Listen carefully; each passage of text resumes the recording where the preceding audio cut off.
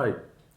'Big boss 9' so ఇది చాలా ఆర్భాటంగా రణరంగం అని అదని ఇదని ఏదో ఒకటి ప్రకటించారు. అసలు దానిలో వచ్చిన కాంటెస్ట్లను చూస్తేనే నీరసం వస్తుంది.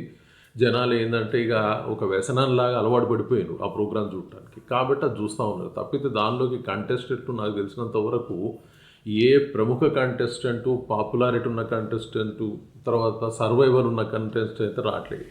సో దాదాపుగా అన్ని బిజినెస్లు పోయి అన్ని ఏమంటుందని వాడు సంపాదించుకునే అవకాశాలు సన్నగిలినప్పుడు ఇది ఒక ఆప్షన్ కింద సెలెక్ట్ చేసుకొని వస్తున్నారు.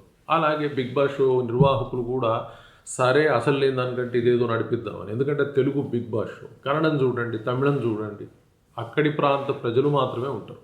మన దౌర్భాగ్యం ఏంటంటే మన వాళ్ళే చెప్తారు మనం అన్ని భాషలకి అన్ని వాళ్ళందరికీ మనం ప్రాముఖ్యత ఇస్తాం, మనం చాలా గొప్పవాళ్ళం అని.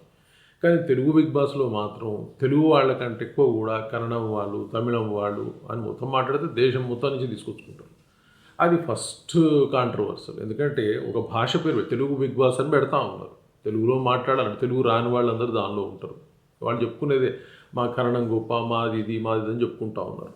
అది ఫస్ట్ విషయం. అక్కడనే క్వాలిటీ తెలిసిపోయింది. మనకి proper way of program conduct చేయడం రాదు, మన వాళ్ళని మనం రికగ్నైజ్ చేయమని. రెండోది వచ్చిన తర్వాత సరే ఏదో ప్రోగ్రామ్ స్టార్ట్ అయింది, నడుస్తూ ఉంది. ఈరోజు ఏం చెప్తా ఉన్నారు, నిన్న చూసుంటే ఎవిక్షన్ ప్రక్రియ, ఎలిమినేషన్ ప్రక్రియ చూసుంటే సరే ఆమె పేరు ఫ్లోరాని ఎలిమినేట్ చేశారు. అసలు ఫ్లోరాని ఫస్ట్ వీక్లోనే ఎలిమినేట్ చేయాల్సింది. అసలు ఎందుకు చేయలేదు అర్థం లేదు. ఆమెకి తెలుగు రాదు, అక్కడ ఆటలాడటం రాదు, మాట్లాడటం రాదు. అలాంటి ఆమెని దాదాపు 5 వారాల పాటు బిగ్ బాస్ షోలో పెట్టుకొని ఇక తప్పదురా నాయన అని విమర్శలు వస్తున్నాయని ఎలిమినేట్ చేసినట్టుగానే ఉంది.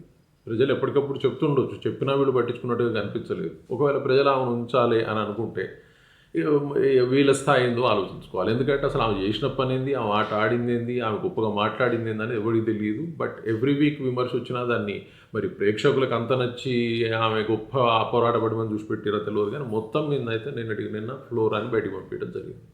శ్రీజాదవ్ ఆ అమ్మాయి చాలా యాక్టివ్గా ఉంటుంది, చాలా గట్టిగా మాట్లాడుతుంది, ఓవరాల్గా పోరాట పటిమ ఉన్నది అని చెప్తారు.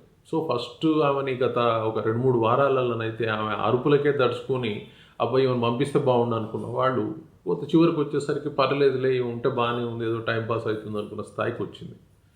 కానీ ఇప్పుడు సడన్గా ఏమేం చేసిర్రంటే కొత్తగా వచ్చిన వైల్డ్ కార్డ్ ఎంట్రీస్ని నిలబెట్టి మీరు ఎవరిని చూజ్ చేస్తారని సుమన్ శెట్టిని, శ్రీజాన్ పెడితే వాళ్ళు శ్రీజాన్ ఎలిమినేట్ చేశారు. దానిలో ప్రత్యక్షంగా అర్థమవుతూ ఉంది. కొంతమందికి అర్థం కాక ఏమైనా ఎలిమినేట్ చేసినట్టుగా కనిపిస్తూ ఉంది. తర్వాత మాధురి అని ఒక ఆవిడ వచ్చింది, దువ్వాడ మాధురి. ఈమెకి ఏదో చిన్న కాంట్రవర్సీ లాగా జరిగింది, అందుకోసం ఆమె టార్గెట్ చేసి ఏమైనా లేపేసింది. అది ఎవరికి అర్థం కావట్లేదు అనుకుంటా. అలాగే తర్వాత ఇంకా కొంతమందికి అసలు ఎందుకు తీస్తున్నారో కూడా వాళ్ళకి అర్థం కాలేదు. లేదంటే ఇవన్న స్ట్రాంగ్ కాంటెస్ట్ అని చెప్పి ఏమైనా ఎలిమినేట్ చేయాలనుకున్నారా? సుమన్ శెట్టి అయితే టీనో పక్కకు కూర్చుంటాడు కాబట్టి ఆయన ఉంచుకుందాం అనుకున్నారు ఆ షోలో, అర్థం కాలేదు. సో ఓవరాల్గానైతే వాళ్ళ చాయిస్ ప్రకారం బిగ్ బాస్ షో నుంచి ఆమెను పంపించడం జరిగింది. ఆన్ ద డయాస్ ఆమె ఈవీ కూడా చూపించడం లేకపోయింది, ఈవీనో చూపించడం కూడా లేకుండా పోయింది. తర్వాత వచ్చినప్పుడు నాగార్జున కూడా అసలు ఆమెకు ఏం చెప్పుకోలేకపోయాడు. ఆమె సడన్గా ఎవిక్షన్ అయిపోయింది కాబట్టి ఆమెకు సంబంధించిన ఏవీని మేము ప్రజెంట్ చేయలేకపోయినామని చెప్పుకున్నాడు. సో ఓవరాల్గా అమ్మాయిని కూడా మెచ్చుకోవాల్సింది ఏంటంటే ఏడుస్తూ ఏం పోలే. అక్కడ ఏడుస్తాను మాట్లాడితే మనకు వింత విషయం వచ్చింది. అక్కడ యాక్చువల్గా చెప్పినాడు ఫ్లోరా, రీతు వీళ్ళిద్దరిని ఎవిక్షన్లోకి తీసుకొచ్చి మీ ఇద్దరు ఇట్లా నుంచి ఒకళ్ళు ఎలిమినేట్ చేస్తామని చెప్పినప్పుడు రీతు ఓవర్ యాక్షన్ చూస్తే ఆమె ఏదో పర్మనెంట్గా బిగ్ బాస్ షోలో ఉండటానికి వచ్చినట్టు, తర్వాత బిగ్ బాస్ షో నుంచి పంపిస్తుంటే ఇక నన్ను ఎప్పటికీ పంపించొద్దు, మరి బిగ్ బాస్ ఒక ఆఫర్ ఇవ్వాల్సి ఉంది ఆమెకి. బిగ్ బాస్ షో అయిన తర్వాత కూడా మీరు మళ్ళీ బిగ్ బాస్ షో వచ్చే వరకు దీనిలో ఏదైనా పని చేసుకొని ఉండండి, పర్మనెంట్గా మేము ఈ స్టూడియోలో పనికి ఇస్తాం అని చెప్పుకుంటే అయిపోయింది. ప్రతి వారం ఒక వ్యక్తిని అయితే ఎలిమినేట్ చేస్తారు, ఏ వ్యక్తితో ఏదో ఒక వారాన్ని వెళ్ళిపోవాల్సిందే. మరి ఈమె ఓవర్ యాక్షన్ ఎందుకు అంత చేసిందని అర్థం కాలేదు. మామూలు ఓవర్ యాక్షన్ ఇన్ని 9 బిగ్ బాస్ షోలల్లా చూస్తే ఎవరు చేయనంత అతి ఘోరమైనటువంటి ఓవర్ యాక్షన్ ఎవరిది అంటే రీతు చౌదరి. ఏదో పర్మనెంటు లేదా అత్తగారిలో తల్లిగారింటి నుంచి పోతున్నంత విషాదాన్ని ఆమె ప్రకటించేసింది. అసలు అర్థం కాలేదు. మరి ఓవర్ యాక్షన్ అనుకోవాలన్నా ఏందనేది ఎవరికి అర్థం కాదు, వాళ్ళకు కూడా అర్థం కానట్టుంది. పాపం మేము ఓవర్ యాక్షన్ ప్రజలు ఏమనుకుంటారు అనేది.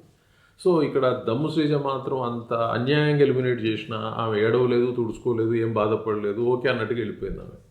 సో డెఫినెట్గా ఇది ఆ వ్యక్తి యొక్క మానసిక స్థితిని అర్థం చేసుకోవచ్చు, వాళ్ళు ఎంత బలంగా ఉన్నారు అని చెప్పేసి.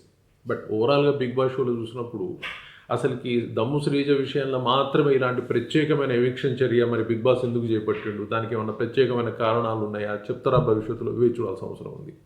ఇంతకుముందు ఒక షోలో కూడా వాళ్ళకి సంబంధించిన ఏదో ప్రాబ్లం వచ్చినప్పుడు సడన్గా ఎలిమినేట్ చేయడం, తర్వాత వాళ్ళని మళ్ళీ ఇంట్రడ్యూస్ చేయడం జరిగింది. మరి అలా ఏమైనా జరుగుతుందా, లేకపోతే ఇది అన్యాయమైన ఎవిక్షనేనా అనేది అందరూ చూడాల్సిన అవసరం ఉంది. బట్ ఓవరాల్గా చూసినప్పుడు ఈసారి బిగ్ బాస్ షోలో వైల్డ్ కార్డ్ ఎంట్రీలో కూడా పెద్ద గొప్పగా అనిపించట్లేదు. వాళ్ళు స్టేజ్ మీద మాట్లాడుతున్నంత గొప్పగా దానిలో ఆడుతున్నట్టయితే లేదు. ఎందుకంటే హరీష్ అని అతను వచ్చాడు, అతను ఫస్ట్ జరిగిన ప్రోగ్రాంలో చాలా అద్భుతంగా మాట్లాడాడు, అది ఇదని ఇంప్రెస్ అయిన లోడు పంపించారు.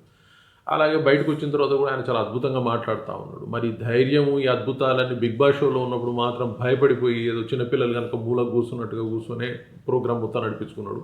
బయటకు వచ్చాక నోరు వస్తూ ఉంది, అలాగే పోకముందు కూడా నోరు వచ్చింది దానికి, కానీ దానిలోకి పోతే మాత్రం భయపడిపోయాడు. మరి ఇప్పుడు వచ్చిన వైల్డ్ కార్డ్ ఎంట్రీలు నిజంగా వాళ్ళు యాక్టివ్గా పార్టిసిపేట్ అవుతారా కాదా అనేది వేచి చూడాల్సిన అవసరం ఉంది. ఓవరాల్గా చూస్తున్నైతే అసలుకి అది తెలుగు కన్నడ బిగ్ బాస్ లాగానే కనిపిస్తుంది తప్పితే తెలుగు బిగ్ బాస్ లాగా అనిపించదు. తర్వాత దానిలో చేస్తున్న చర్యలు, ఎవిక్షన్లు ఇవన్నీ కూడా చాలా వరస్ట్ ప్రాసెస్ని అడాప్ట్ చేసుకుంటా ఉన్నాయి. ప్రతి బిగ్ బాస్ షో ఒక కాంట్రవర్సీ వస్తుంది, వీళ్ళు ఎందుకు ఇట్లా చేస్తున్నారని.